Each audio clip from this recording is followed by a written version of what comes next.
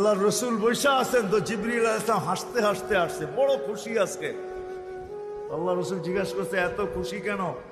বলছে সুসংবাদ নিয়ে আসছি, আপনিও খুশি হয়ে যাবেন। বলছে কি সুসংবাদ? 70,000 উম্মত আপনার হিসাব কিতাব ছাড়া জান্নাতে যাবে। তো শুনতে দেরি, চেহারা মলিন হইতে দেরি হয় না। তো জিবরিল আলাইহিস সালাম বললেন এটা কি?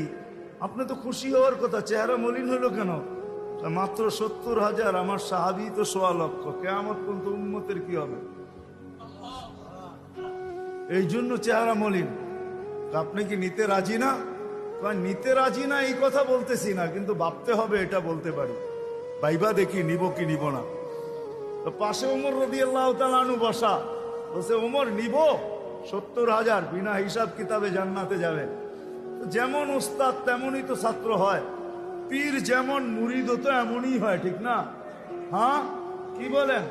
সঙ্গী ভালো হলে আমিও ভালো হব, এটাই তো সত্য। নাহলে কোরআন কেন বলবে কুনু মা সাদিকিন?